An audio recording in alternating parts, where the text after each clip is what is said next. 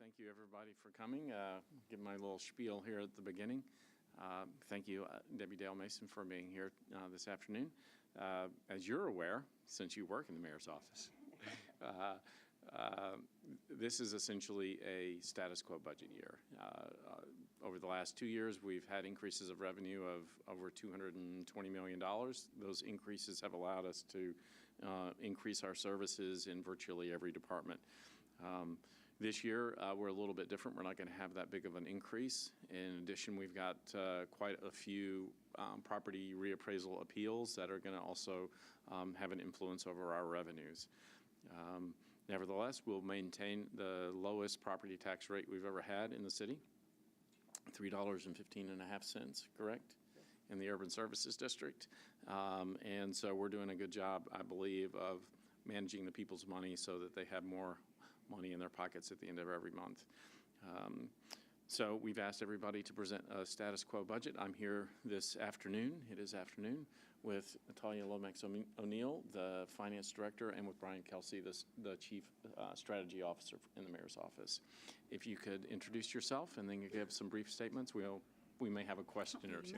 All right. Well, thank you. Again, Debbie Dale Mason, Chief of Staff for your office. Thank you for the opportunity to share your office's first budget opportunity here. Let me say, first of all, as with all Metro departments, we are going to identify savings that are being requested in this year's budget and are working on that now. And second, let me say that the Mayor's office is just requesting a continuation status quo budget per, the recommendations with no improvements. I will tell you that this budget does build upon the last 2 years' budgets with the staff. It's a really foundation for the work for you and your priorities. It also means that we will continue to leverage our local, state, and national partnerships and relationships that support this work. What I'd like to do very quickly is highlight some of the priorities that you're focused on and what this office, will be working on in this year's budget. Obviously, education, you mentioned earlier this morning, public education being such a major priority. We'll continue our working relationship with Metro Schools through the staff we have on site here. Continuing focus on early childhood education and tools that will have tools for parents and providers. Also continuing the focus on post-secondary attainment.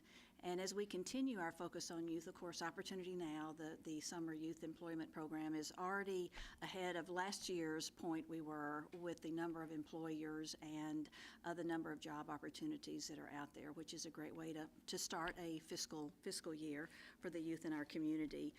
Also, a great connection with your youth council. 40 young people who are working hard and learning a lot about this community. Of course, transit.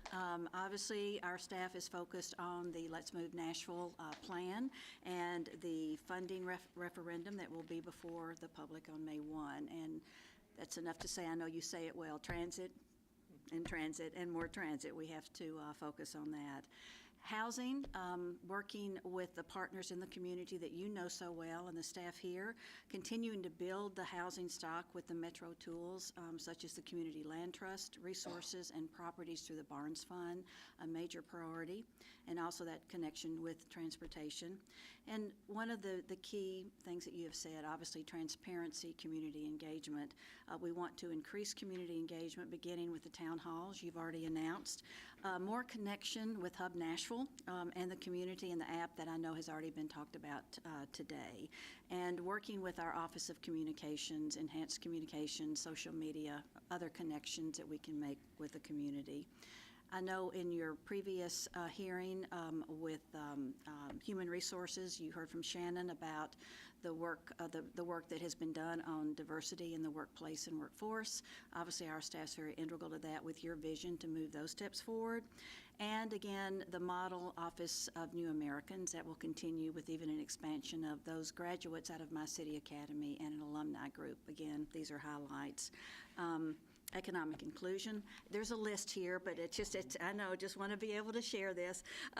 Continued leadership of the Financial Empowerment Center, a wonderful tool in this community. With its financial literacy program and projects, the FEC has reduced individual debt by over $7 million since 2013. So that is a major continuance. Economic development, equity, and economic development throughout the community, focus on small business. And the Mayor's Office of Resilience, they've already touched over 5,000 people with input to look at the shocks and stresses in this community and what we can do about that. Public health, you also mentioned General Hospital, substance abuse, and mental health focus. So that is sort of a brief synopsis of and highlights of what this office can do with your leadership and your vision. And let me just say that I speak for the staff that we are honored to work in this office under your leadership, and also to continue working on priorities that you have for this community. So this is my first time I've done that, so I hope that I covered what you needed before there were any questions. You did. I will add that before you go to questions, that Council Lady Tanika Yes. Bircher has joined us, the chair of the Council's Budget and Finance Committee, and she's been here all morning. And I've been told that people might watch these individually, so I'm going to announce you every time we have one, Council Lady. So you can look up at me and think I'm confused, but I'm going to do it again and again. Any questions? No questions for me. I think I'm good as well. All right. I don't really have any questions, but I will say that this is my 13th day here, and you know, from the get-go, it never was really about one person, but getting here in this office and getting to meet with everybody and talk to everybody here has been a real pleasure. And I haven't been surprised to see how great everybody is and all the hard work they're doing, but I'm really appreciative of all the hard work. So thank you for your leadership. Thank Look you. forward to working with you. Thank you. Bye-bye.